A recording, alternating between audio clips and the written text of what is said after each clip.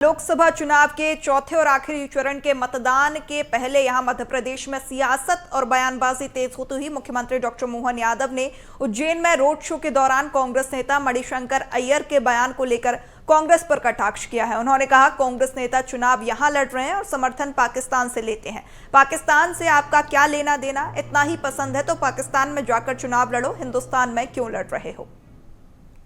उनके इन्हीं भाषणों के कारण से देश का चुनाव, भाजपा का चुनाव प्रदेश में, देश में लड़ने की बात करेंगे और पाकिस्तान से समर्थन लेते ही समझ में नहीं आया पाकिस्तान के समर्थन से भारत में कब जीतेंगे। अब मणिशंकर अय्यर कह रहे पाकिस्तान, अरे भैया पाकिस्तान से तुम्हारा क्या लेन देना? इतना ही पसंद है तो पाकिस्तान में जाके चुनाव लड़ो, हिंदुस्तान से क्या लेने देना है।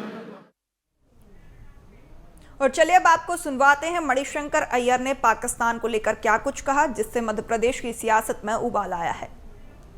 सॉवरेन मुल्क है और कि उनकी भी इज्जत है और उस इज्जत को कायम रखते हुए आप उनसे जितनी कड़ी बात करना चाहते हो करो, लेकिन बात तो करो। बंदूक को लेकर आप घूम रहे हो और उससे क्या हाल मिला? कुछ नहीं। तनाव बढ़ते जाता है। हमारे बम को लाहौर स्टेशन में फूटा तो 8 सेकंड के 8 पल के अंदर उसकी जो रेडियो एक्टिविटी है वो अमृतसर पहुंचेगी। लेकिन यदि आपने उनसे बात की, उनको इज्जत अफजाया, तो तभी जाकर वो अपने बम के बारे में नहीं सोचेंगे। लेकिन आपको उनको ठुकरा दिया और बच्चे जैसे कुट्टी कहते रहे तो कोई पागल वहां आ जाए, वो बम निकाल ले और फिर क्या होगा? तो देखिए, मध्य प्रदेश में चौथे और आखिरी चरण के मतदान नजदीक और उससे पहले प्रचार प्रसार का दौर चरम पर। राजनेता पूरी ताकत झोंकते हुए नजर आ रहे हैं। इसी कड़ी में उज्जैन पहुंचे थे सीएम डॉक्टर मोहन यादव, जहां कांग्रेस नेता मणिशंकर अय्यर के बयान को लेकर उन्होंने पलटवार किया है, कांग्रेस पर जमकर निशाना साधा है। उन्होंने कहा, कांग्रेस नेता यहां क्यों चुनाव लड़ रहे हैं? समर्थन पाकिस्तान से लेते हैं। अगर इतना ही पाकिस्तान पसंद है तो वहां जाकर चुनाव लड़ें। अब इस पूरे मामले में मध्य प्रदेश में सियासत देखने को मिल रही है। देखने वाली बात होगी कि किसके बयानों का माइलेज किसको कितना मिलता है, क्या परिणाम होते हैं। कांग्रेस नेता मणिशंकर अय्यर के बयान पर अब पलटवार किया है उन्होंने। साथ ही उन्होंने कहा कि कांग्रेस नेता यहां चुनाव क्यों लड़ रहे हैं? समर्थन पाकिस्तान से लेते हैं तो पाकिस्तान में जाकर ही चुनाव लड़ें।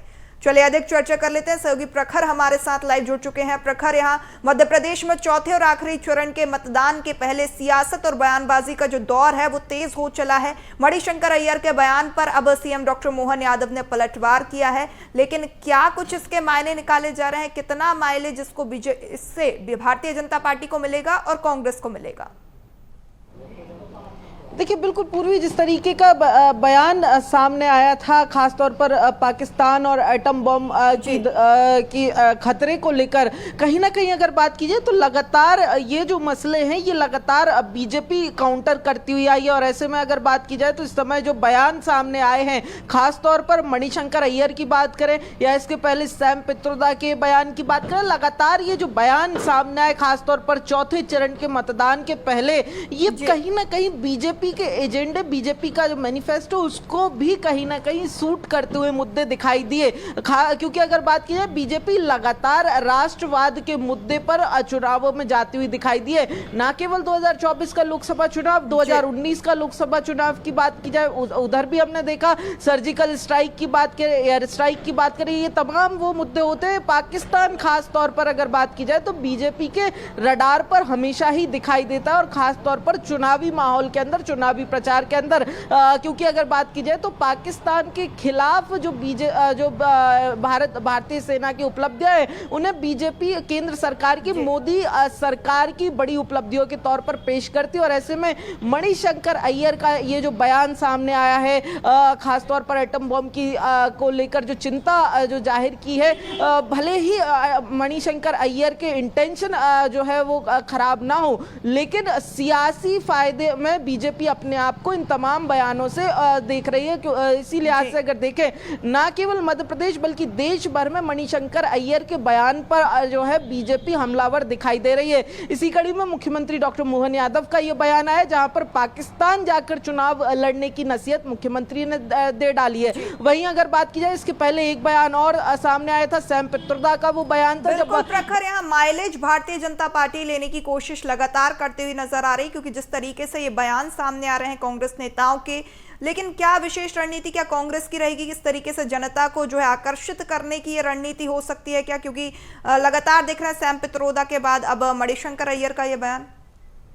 पल के अंदर दो बयान लगातार जिस तरीके से आए, चाहे सैम पित्रोदा की बात करें या फिर मणिशंकर अय्यर की बात करें। हालांकि सैम पित्रोदा के बयान को लेकर जब सियासी तूल मचा, जब सियासी तूल बढ़ा, तो कांग्रेस पार्टी ने उस बयान से किनारा कर लिया। सैम पित्रोदा को अपने पद से, ओवरसीज कांग्रेस के अध्यक्ष पद से इस्तीफा देना पड़ा। कांग्रेस पार्टी ने किनारा किया। उसके चंद दिनों के अंदर ही सियासी बवाल मच चुका था, लेकिन उसके बावजूद भी ये मणिशंकर अय्यर का ये बयान सामने आया है, जिसे बीजेपी आड़े हाथों लगातार ले रही है। जिस तरीके से राष्ट्रवाद के मुद्दों की अगर बात की जाए, चाहे कांग्रेस पर इस तरीके के आरोपों की बात करें या फिर पाकिस्तान परस्ती के जो आरोप बीजेपी लगा रही है, इन आरोपों की बात करें या फिर सेना की जो उपलब्धियां उन पर सवाल उठाने की बात करें, ये मुद्दे लगातार बीजेपी उठाती रही है और कहीं ना कहीं जिसका फायदा भी बीजेपी को मिला है। हमें ये भी नहीं भूलना चाहिए कि 2019 का जो चुनाव हुआ था लोकसभा का, वो कहीं ना कहीं बीजेपी ने सबसे ज्यादा इसी राष्ट्रवाद के मुद्दे पर लड़ा था। चाहे सर्जिकल स्ट्राइक की बात करें या तमाम जो काउंटर टेररिज्म एक्टिविटी की बात करें, इन तमाम चीजों को लेकर बीजेपी ने 19 का चुनाव लड़ा था और 2014 के मुकाबले कहीं अधिक सीटें जो है वो यहाँ पर जीत के। हमेशा से प्रखर हमने देखा है कि भारतीय जनता पार्टी इस तरीके के मुद्दों को भुनाने की कोशिश लगातार करती है, लेकिन क्या कांग्रेस को इसका असर पड़ेगा? किस तरीके से कांग्रेस पर असर पड़ेगा? क्योंकि मतदान प्रतिशत हमने देखा 3 चरणों में कुछ खासा अच्छा नहीं रहा है और अब जब भारतीय जनता पार्टी राष्ट्रवाद के मुद्दे को लेकर भी मुखर हो रही है, क्या कुछ परिणाम जो है मतदान प्रतिशत पर चौथे चरण में देखने को मिल सकते हैं? देखिए, बिल्कुल पूर्वी चौथे चरण की अगर बात करें तो चौथा चरण मध्य प्रदेश के लिहाज से आखिरी चरण है, लेकिन अगर देश के लिहाज, पूरे देश भर के लिहाज से बात करें तो देश भर में अभी कई चरणों में मतदान बाकी है और ऐसे में अगर बात की जाए तो बीजेपी अब पूरी भरसक कोशिश लगातार करती हुई दिखाई दे रही है।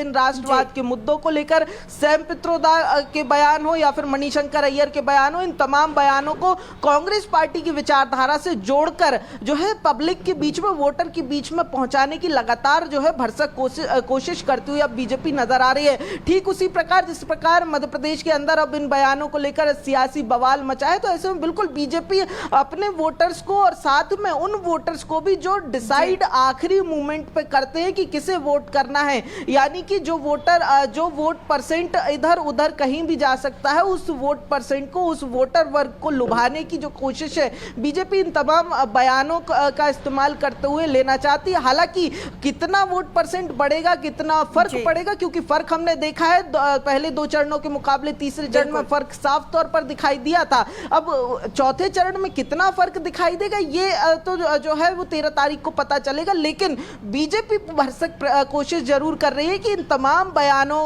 का जो तूल है, सियासी तूल है, वो बीजेपी को मिले और ज्यादा से ज्यादा वोट इनकी। प्रखर अगर चौथे चरण के मतदान की बात करें तो मालवा निमाड़ पर विशेष फोकस यहां रहा है, क्योंकि 4 सीटों पर हमने देखा है आदिवासी बाहुल्य सीटें हैं, 4 सीटें, और कांग्रेस कहीं ना कहीं ये मानकर चल रही है कि जो है आदिवासी वोट बैंक, जो परंपरागत वोट बैंक कांग्रेस का रहा है, तो विशेष फोकस यहां कांग्रेस का हमेशा से रहा है। लेकिन जिस तरीके से आश्वस्त थोड़ा चौथे चरण में कांग्रेस नजर आ रही है, कहीं ना कहीं भारतीय जनता पार्टी भी मुखर होकर सामने आ रही है और कहीं ना कहीं अब यहां कांटे की टक्कर चौथे चरण में भारतीय जनता पार्टी और कांग्रेस में। देखिए, चौथे चरण में मालवा की जिन 4 सीटों की जिक्र आपने किया, खासतौर पर जो आदिवासी सीटें हैं, इन सीटों पर अगर बात की जाए तो कहीं ना कहीं जिस तरीके से जो परंपरागत वोट बैंक तो कांग्रेस का रहा है, लेकिन जिस तरीके से ये वोट बैंक खिसका भी है वो भी हमने बीते कई चुनावों में देखा है। चाहे 2014 के चुनाव की बात करें, जब केवल छिंदवाड़ा और गुना की सीट कांग्रेस के हाथ रही थी, पूरा मालवा मालवा अंचल हो या तमाम बाकी अंचल जो है सफाया हुआ था।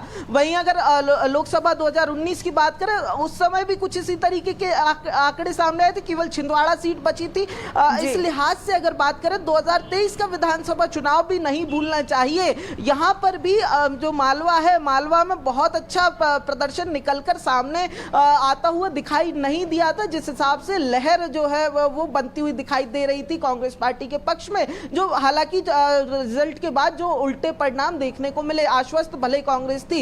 इसी लिहाज से अगर बात की जाए तो लगातार मालवा निमाड़ की इन सीटों पर जो है कांग्रेस पार्टी जोर आजमाइश करती हुई और पूरे फोकस करती हुई नजर आई। हमने ये भी देखा कि तीसरे चरण के मतदान के पहले जब तीसरे चरण की सीटों पर फोकस होना चाहिए, बड़े नेताओं की सभा तीसरे चरण के लिए होनी चाहिए, चौथे चरण पर फोकस करते हुए खरगोन खंडवा जैसी सीटों पर लगातार जो है वो राहुल गांधी के दौरे हुए, लगातार कांग्रेस के दिग्गज पहुंचते हुए दिखाई दे। तो आज तो इन सीटों से कांग्रेस पार्टी को है, लेकिन सबसे ज्यादा टेंशन की बात कांग्रेस पार्टी के लिए इस समय यह भी है कि ये तमाम सीटें भले ही आदिवासी परंपरागत वोट बैंक कहलाता है कांग्रेस का, एक डिसाइसिव फैक्टर में भी मालवा निमाड़ में दिखाई देता है, लेकिन जो है वो लगातार चुनावों में वो कांग्रेस पार्टी से छिटका है। इसीलिए आज से लगातार जो है वो यहाँ पर सतर्कता कांग्रेस पार्टी बढ़ते हुए है। हालांकि इन्हीं सीटों पर उम्मीद भी सबसे ज्यादा कांग्रेस पार्टी को है। इसीलिए आज से अगर हम देखें तो आज आखिरी दिन भी जब चुनाव प्रचार का है मालवा के चुनाव के लिए, तो हम देख रहे हैं कि बीजेपी ने अपनी ताकत आखिरी दिन भी पूरी तरीके से झोंक कर रखी है। चाहे बिल्कुल प्रखर, चौथे चरण का मतदान नजदीक और भारतीय जनता पार्टी और कांग्रेस पूरी ताकत झोंकते हुए नजर आ रहे हैं। प्रचार प्रसार का आज अंतिम दिन और उस बीच इस तरीके के बयान जो कांग्रेस नेताओं के सामने आ रहे हैं, देखने वाली बात होगी कि परिणामों पर क्या कुछ असर होता है, जनता वोट करते समय क्या कुछ ध्यान में रखती है। ये सब 4 जून को ही इसका खुलासा हो पाएगा। अधिक जानकारी साझा करने के लिए आपका बहुत शुक्रिया।